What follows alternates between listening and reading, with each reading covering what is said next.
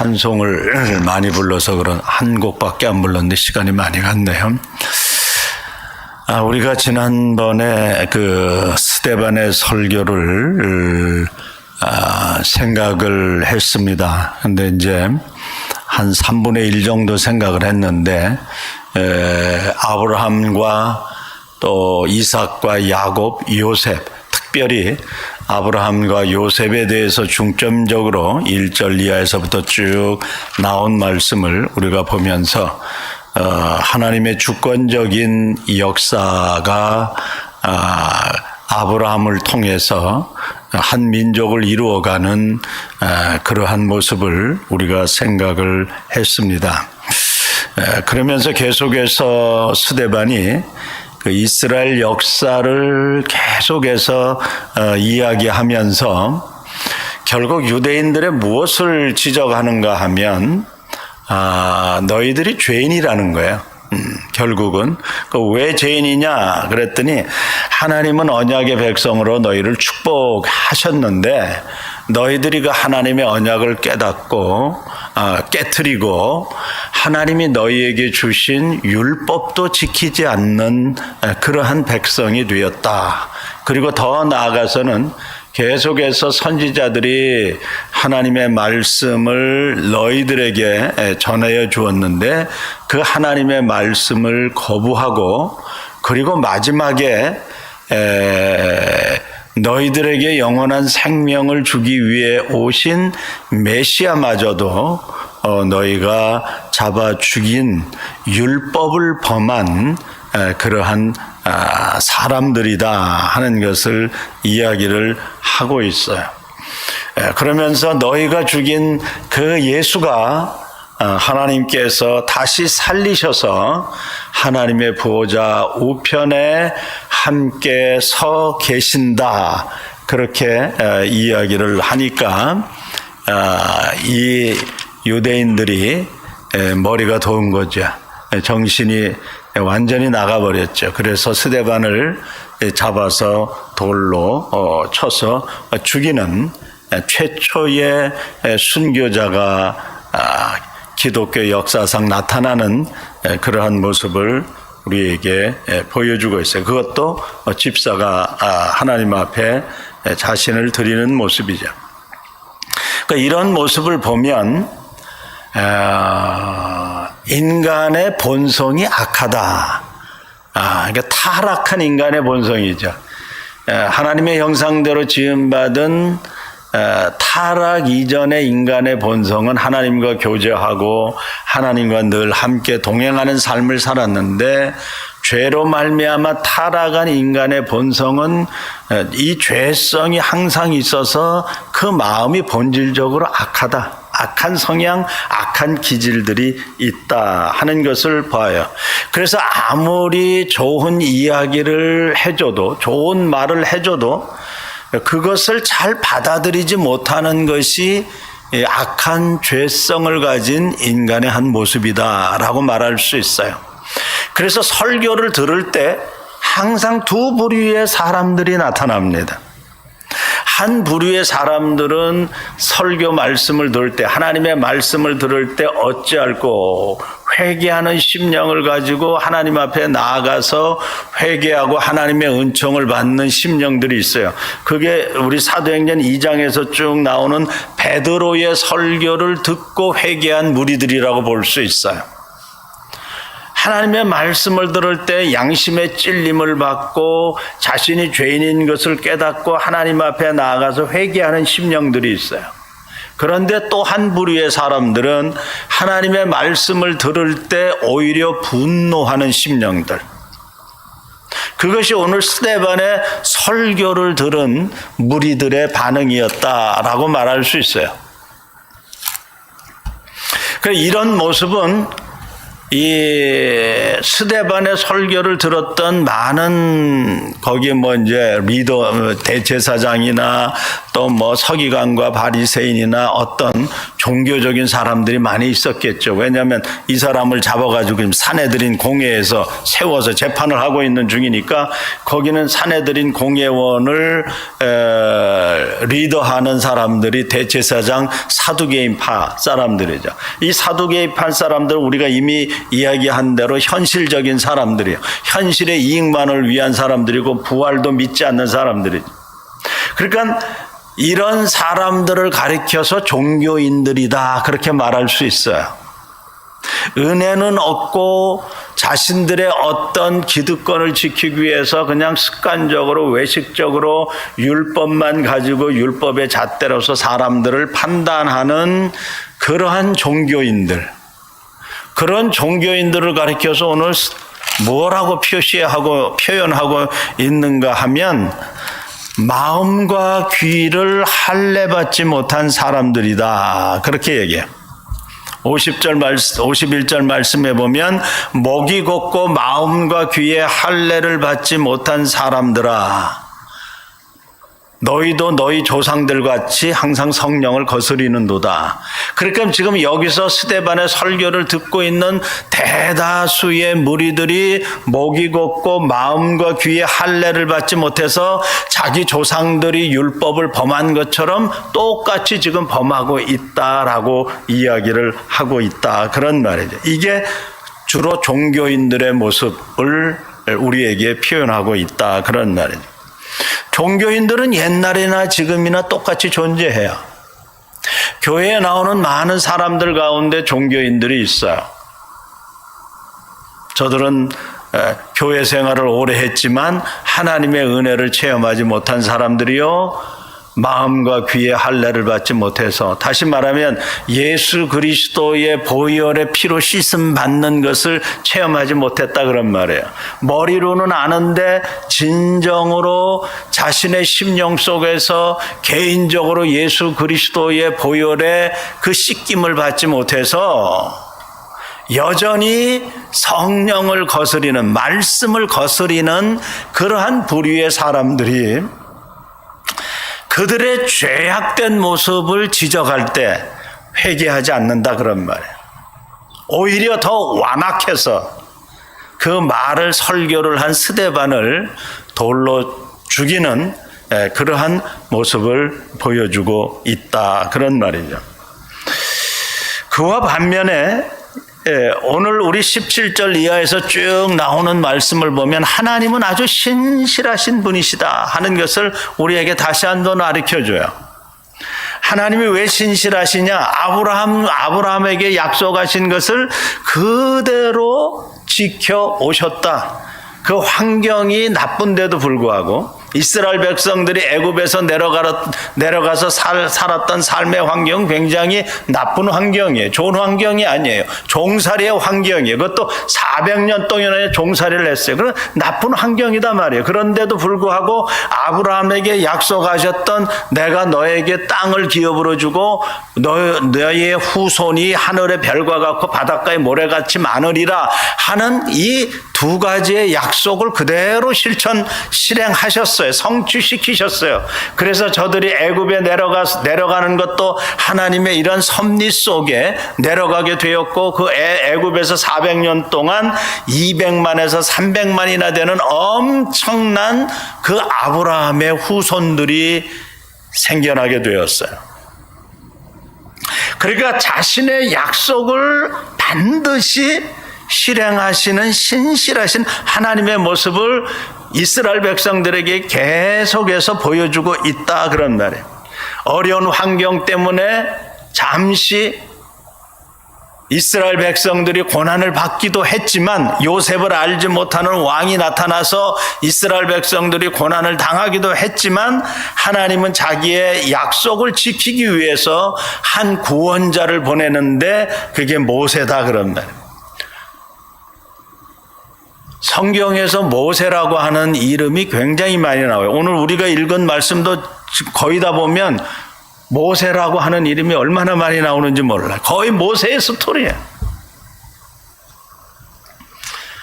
모세라고 하는 구원자를 통해서 이스라엘 백성들을 하나님이 약속하신 그 땅으로 가게 하늘의 별과 같이 바닷가의 모래같이 많은 자손을 준 것은 이루었는데 이제 약속의 땅으로 가게 하시는 것이죠. 그래서 하나님은 하나님의 방법으로 애굽에서 저들을 나오게 하세요. 10가지 재앙을 통해서 이스라엘 백성들을 출애굽시키죠. 애굽 땅을 나와서 저들이 시내산에 도착했을 때 저들에게 이스라엘 백성들이 가장 자랑하는 2가지를 줘요. 하나는 율법을 줘요. 말씀을 줘요. 또 하나는 성막을 줘요. 지금도 이스라엘 백성들은 이것을 너무너무 자랑하는 백성들이에요. 그래서 이방인들을 아주 개같이 여기는 거예요. 우리는 하나님으로 받은 율법이 있다는 것이고 성전이 있다는 것이고, 성전이라고 하는 것은 이스라엘 백성들에게 있어서는 뭐 절대적이에요. 성전에 누가 있죠? 하나님이 계시겠다.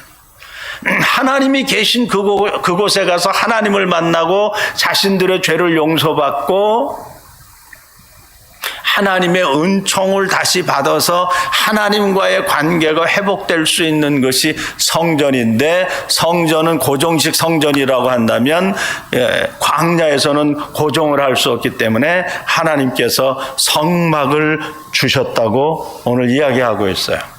그게 이스라엘의 역사예요. 그런데 스데반이 지금 지적하고 있는 것은 너희가 그렇게 자랑하는 율법을 주었는데 그 율법을 지키지 않고 율법을 범한 사람들이 바로 너희다라고 지적을 하니까 이 유대인들이 화가 나고 뚜껑이 열린다, 그런 말이에요.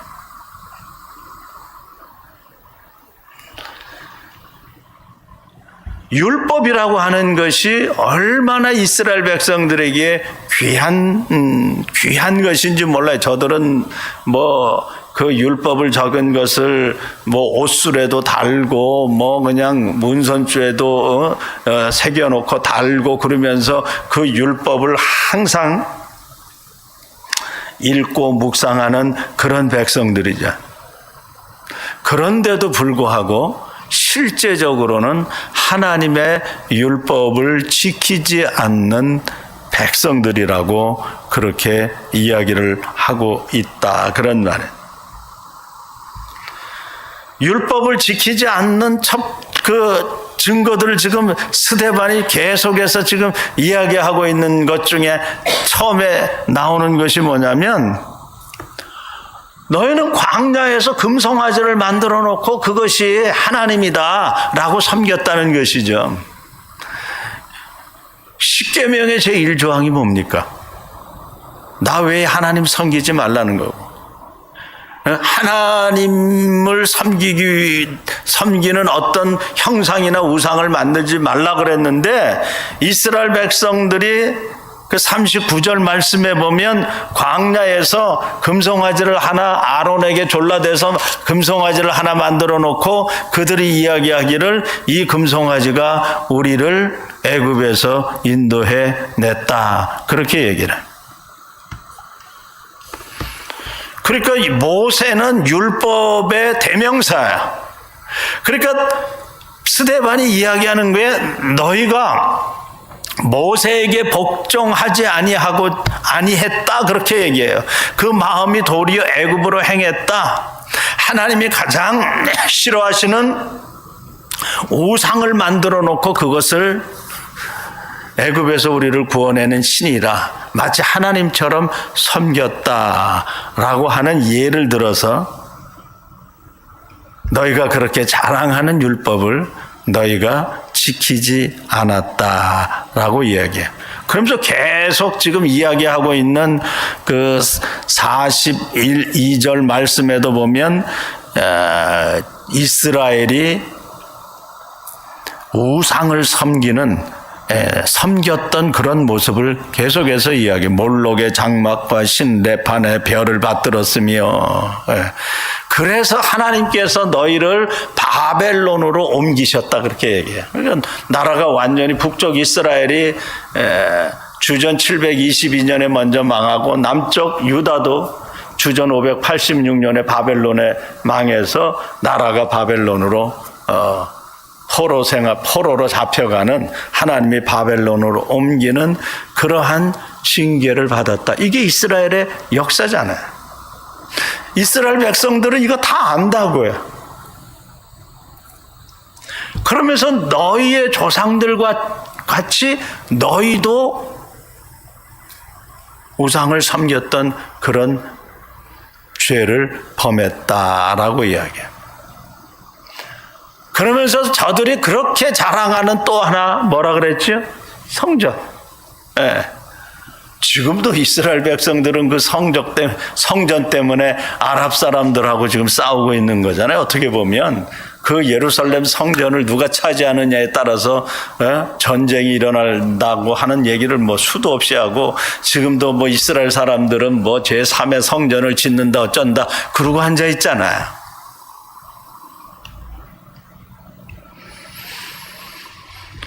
왜? 성전에 저들은 하나님이 계시다고 믿기 때문에. 근데 스데반이 뭐라고 이야기를 하는가 하면, 야, 성전이 예루살렘 성전에만 하나님이 계신 것이 아니다. 성전의 의미를 완전히 다르게 이야기를 하고 있어요. 이스라엘 백성들은 성전을 너무너무 소중하게 생각해서 성전이 무너지는 것을 이해가 안 됐어요. 왜? 여기 하나님이 계신데. 그래서 저들은 심지어 전쟁에 나갈 때 성전에 있었던 법궤를 들고 나가잖아요. 법궤는 하나님이 임재해 계신 그 아주 상징물이기 때문에 법궤를 들고 나가면 전쟁에서 승리하는 것처럼 생각을 했단 말이에요. 그런데 법궤도 빼앗겨버리잖아요. 근데 스데반이 뭐라고 이야기하는가 하면, 야, 너희들이 지은 그 성전에 하나님이 계시겠느냐? 하나님은 성전에만 계신 분이 아니다. 너희들이 성전을 지었는데 그것은 엄격한 의미에서는 하나님이 지시하신 성전이 아니다. 그런 얘기를 하는 거예요. 성막은 시내산에서 하나님께서 설계 도면을 자세하게 말씀해 주었어요. 그러나 성전은 하나님께서 설계 도면을 주셨어요? 안 줬어요? 안 줬어요. 다윗이 하나님의 은혜에 감격해서 내가 하나님을 위해서 집을 짓겠다 그런 마음을 먹었어요. 자기 궁궐은 호화롭고 큰데 하나님의 성전은 초라하게 짝이 없으니까 자기가 하나님의 은혜를 어떻게 보답할까 해서 성전을 짓겠다 하는 그런 마음을 가지고 성전 지으려고 했어요. 49절에 그렇게 얘기해요. 다윗이 하나님 앞에서 은혜를 받아 야곱의 집을 위하여 하나님의 처소를 준비하게 하여 달라고 하더니 하나님께서 다윗이 성전 짓는 거 허용하지 않았어요. 허락하지 않았어요. 그러니까 누가 짓게 되죠? 솔로몬이 짓게 돼요. 다윗이 준비한 모든 성전 재료를 가지고 솔로몬이 지어요. 그거는 자신들이 어떤 설계 도면을 가지고 그려서 지은 거예요. 성전이. 물론 성막의 어떤 의미들을 참조해서 했죠. 그래서 성막은 하나님께서 시내산에서 정확하게 설계 도면을 그려주셨는데 성전은 그러지 않았어요. 그래서 지금 스데반이 48절 이하에서 쭉 이야기하는 것이 뭐냐면, 야, 지극히 높으신 이는 손으로 지은 곳에 계시지 아니하나니 그래요. 주께서 이르시되 하늘은 나의 보좌여 땅은 나의 발등상이니 너희가 나를 위하여 무슨 집을 짓겠으며 나의 안식할 처소가 어디냐? 너희들이 지은 성전에 내가 거기서 안식하고 거기서 기거하는 그런 하나님이냐? 그런 하나님이 아니다 그런 말이냐. 하나님은 성전에만 계신 것이 아니라 어디 하나 계시는 시간과 공간을 초월해서 어디 하나 계실 수 있는 분이지, 너희가 지은 성전에 거기에 하나님께서 기거하시는 분이 아니다. 그러니까 지금 이스라엘 백성들이 생각하는 성전의 개념을 완전히 지금 스데반 집사가 바꿔 이야기하고 있는 거죠. 야, 예수님께서 말씀하시기를 이 성전을 헐라 내가 사흘 만에 이 성전을 지으리라고 말씀하신 그 성전을 지금 스데반이 깨닫고 이야기하는 거예요. 부활하신 예수님의 몸 자체가 성전인 것을 얘기하고 있다 그런 말이죠. 그리스도의 영이 있는 사람들 자신이 성전인 것을 성경이 우리에게 얘기하고 있다 그럽니다. 예수 그리스도의 이름을 부르고 나아가는 그곳에 하나님이 계신다 하는 것을 이야기하고 있어요. 이것은 원래부터 그렇게 하나님께서 원래부터 그렇게 존재하시고 그렇게 그의 백성들에게 역사하셨다 그런 말이에요. 그런데 이스라엘 백성들이 자기의 어떤 좁은 편협한 생각, 잘못된 율법 해석, 어떤 정통 때문에 성전에만 하나님이 계신 걸로 착각하고 믿고 있었던 것뿐이지 원래 하나님은 거기에 갇혀 계신 분이 아니다 그런 말. 그 이야기를 지금 1절에서부터 쭉 스데반이 설교를 하고 있는 거예요. 뭐라고 얘기하는가 하면 아브라함에게 하나님이 나타나셨을 때가 하나님이 보였을 때가 어디냐 그렇게 얘기를 해요.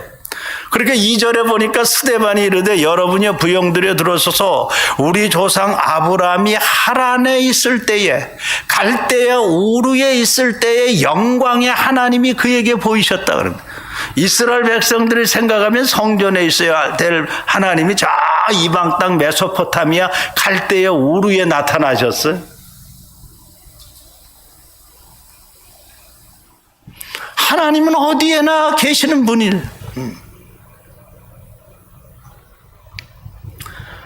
요셉의 이야기를 할 때 요셉이 저 애굽에 내려가서 종살이하고 있는데 그때 요셉에게 하나님이 나타나셨어. 하나님이 나타나셨을 뿐만 아니라 뭐라고 이야기하는가 하면 하나님이 그와 함께 계셨다 얘기해요. 9절 말씀에 여러 조상 요셉을 시기하여 애굽에 팔았더니 하나님이 그와 함께 계셔.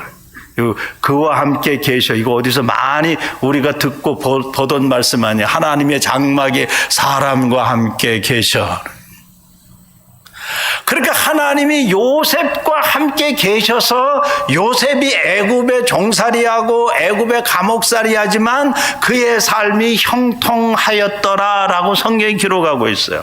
그럼 하나님이 예루살렘 성전에만 계시면 어떻게 애굽에 있는 요셉에게 하나님이 보이시고 하나님이 그와 함께 하셨냐 그런 말이에요. 그러니까 계속 지금 유대인들의 잘못된 신앙관, 성전에 대한 잘못된 견해 이런 것을 지금 이야기하고 율법의 잘못된 그러한 부분들을 이야기하고 있는 거죠.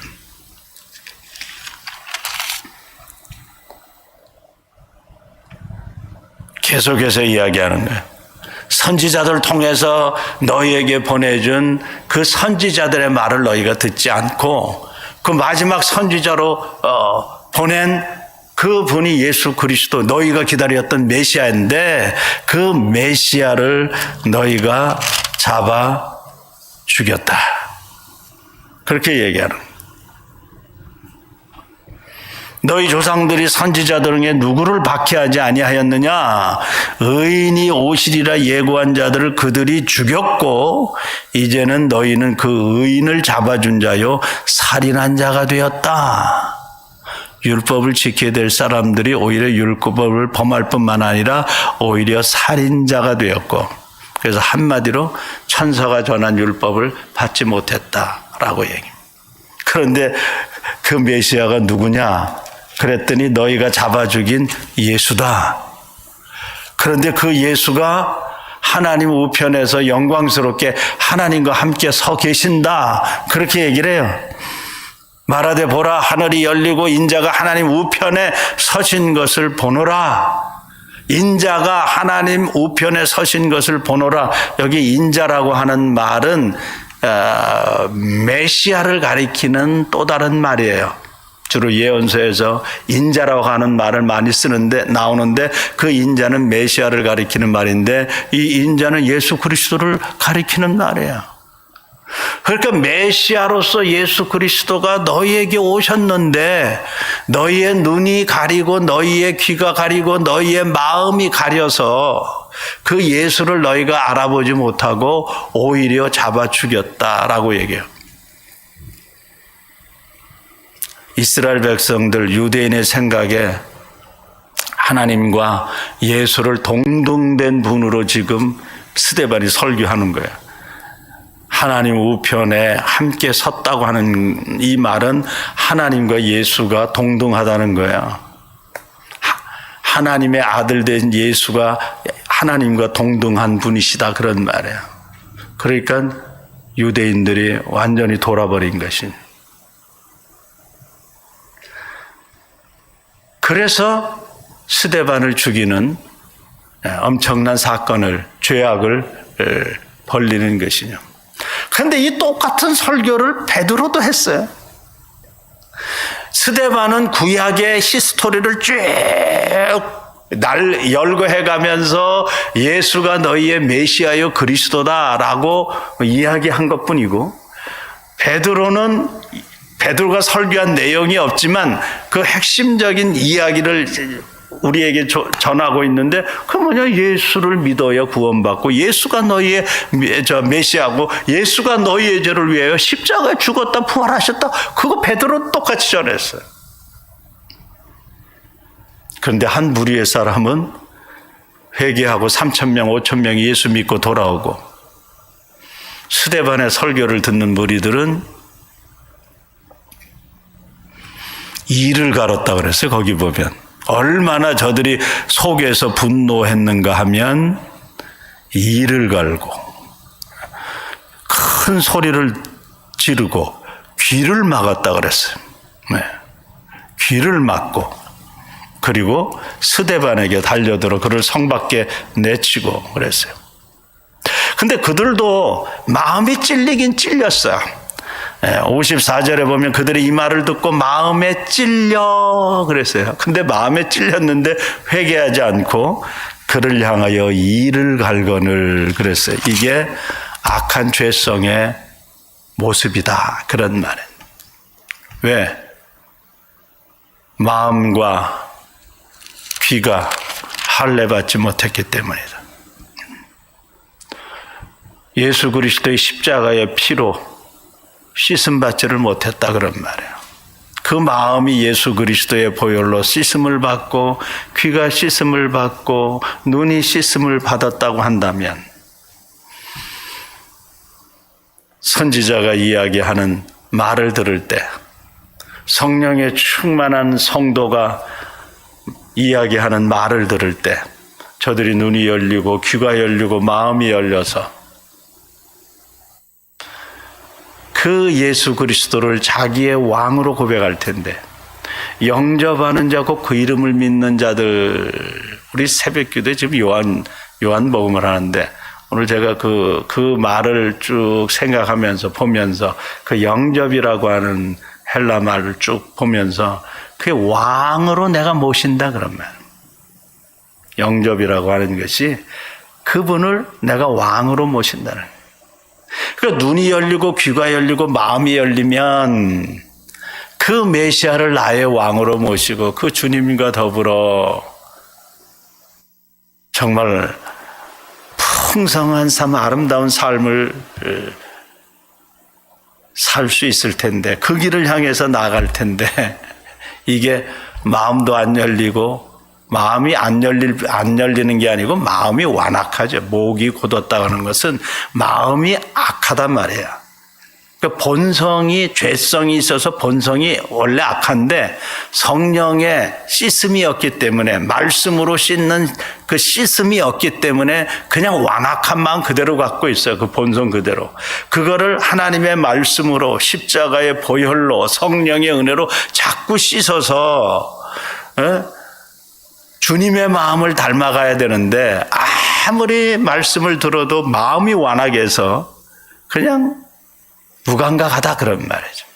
그래서 스데반 집사가 진리를 외치고 다른 말을 그들에게 해주는데 오히려 이를 갈고 돌로 치는 그런 악한 모습으로 나아가는 무리들이 있었다, 그러면 이게 교회 밖의 사람들이 아니에요. 이건 오늘날로 얘기하면 교회 안의 사람들이에요. 세상 사람들은 아예 관심도 없어, 메시아에 대해서. 근데 교회 안에서 신앙생활하는 사람들이 어떤 이슈가 터지면, 진리에 대한 이슈가 터지면 내 생각과 내가 신앙생활한 전통과 뭐 자기의 뭐 이렇게 배경 뭐 이런 거 다 이야기하면서 그냥 그 틀렸다고 그렇게 정죄해 버리는 그런 모습이랑 똑같은 거죠. 그래서 교회 안에 분쟁이 일어난다 그런 말이죠. 오늘 우리가 이 말씀을 보면서 정말 나는 하나님의 말씀으로 성령의 기름 부으심으로 나는 씻음을 받았는가? 여기에 대제사장도 있고 제사장들도 있고 서기관들도 있고 바리새인들도 있고 또 일반 사람들도 재판 구경하는 사람, 구경 보러 온 사람들도 있겠죠. 여기 사내들인 공회가 모였으니까. 나는 정말 주님과 관계를 맺고 있는 참 포도나무인가? 하나님이 나를 그리스도 안에서 그리스도의 땅, 약속의 땅으로 옮겨서 참 포도나무가 되라고 했는데 내 죄성 때문에 여전히 들 포도나무가 되어서 엉겅퀴를 내는 그런 존재는 아닌가? 그게 이스라엘 백성들이다 그런 말이에요. 이사야서에서 이야기하는 게 바로 그런 건데, 내가 약속의 땅에 참 포도나무 열매를 기대하고 너희들을 심었는데, 애굽 땅에서 옮겨서 심었는데, 너희를 저주의 땅에서 약속의 땅, 축복의 땅으로 옮겨 심었는데, 너희가 여전히 들 포도를 맺고 있는구나. 가시를 맺고 있는구나. 왜? 예수 그리스도의 죄 용서함에 씻음이 없는 거지. 죄 용서함의 씻음은 개인적인 사건이에요. 퍼스널 사건이라고. 집단적인 사건이 아니에요. 이스라엘 백성들은 그렇게 생각했어요. 집단적으로. 그러나 구원이라고 하는 것, 영생이라고 하는 것은 집단적이 아니고 개인적으로 인격적으로 주님을 만나 예수 그리스도의 보혈에 피 흘림의 씻김이 있느냐. 그것을 체험했느냐? 진정으로 마음의 할례를 받았느냐? 육신의 할례가 중요한 것이 아니라 마음의 할례가 중요해. 마음의 할례를 받았느냐? 내 귀와 눈과 입과 내 손과 발, 내 모든 것이 예수 그리스도의 피로 할례를 받았느냐? 제대로 받았다면 성령 충만한 스데반 집사와 같은 삶으로 나가야 되는 거죠. 스데반 집사 평신도인데 그렇게 나가잖아요.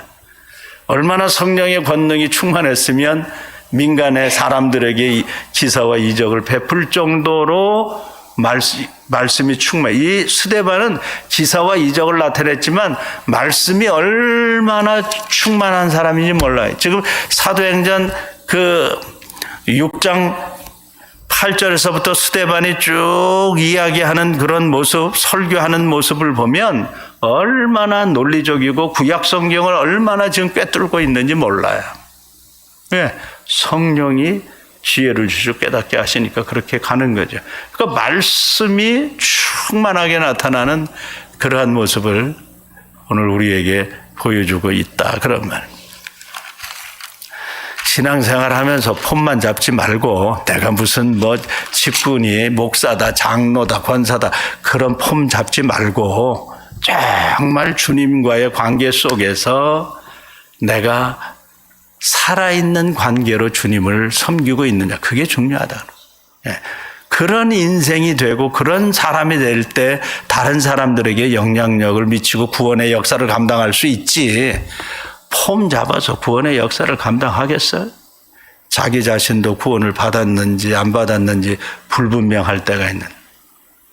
한평생 신앙생활 한 권사님들이 왜 임종할 때 내가 구원을 받았는지 천국을 갈는지 잘 모르겠다. 그런 얘기 왜 하느냐고. 이미 구원을 받았는데 왜 구원을 받았는지 못 받았는지 모르겠다고. 그런 허튼 소리를 왜 하느냐고. 그런 허튼 소리는 권사님만 할까? 아니죠. 누구나 할 수 있죠. 죽음의 그 순간, 육체의 죽음이 오는 그 순간 누구나 예수 그리스도의 피공로가 없으면 다 두려워해요.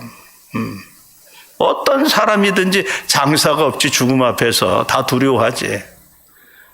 오직 예수 그리스도의 피공로 의지에서 그 은혜 속에 들어간 자들만이 그 육체의 죽음 너머에 있는 영광스러운 세계를 보고 여기 스데반처럼 하늘 영광을 보는 거죠.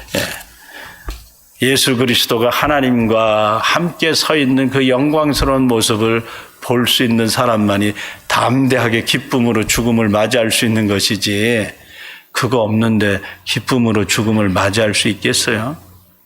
힘들죠. 어렵죠.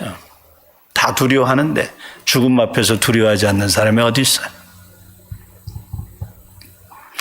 보라, 하늘이 열리고 인자가 하나님 우편에 서신 것을 보노라. 얼마나 그 마지막 영광스러운 죽음을 맞이하고 있는 이 스데반의 모습. 사람들이 볼 때 순교하는 거 정말 비참하다, 참 안 됐다, 그렇게 여길는지 몰라도 스데반은 그런 생각 전혀 없었을 거라고. 영광스러운 그 하나님의 나라와 그 주님을 보면서 오히려 그들의 악한 죄악을 그들에게 돌리지 말라고 기도하고 순교하는 이 영광스러운 모습을 우리가 보게 될 때, 우리나 스데반이나 똑같은 사람인데 우리도 성령이 충만하자 우리의 귀가, 눈과 마음이 열려서 주님의 거룩한 뜻을 바라보면 그런 삶으로 나아가게 될 줄로 믿습니다. 이 은혜가 우리 모두에게 있기를 바랍니다.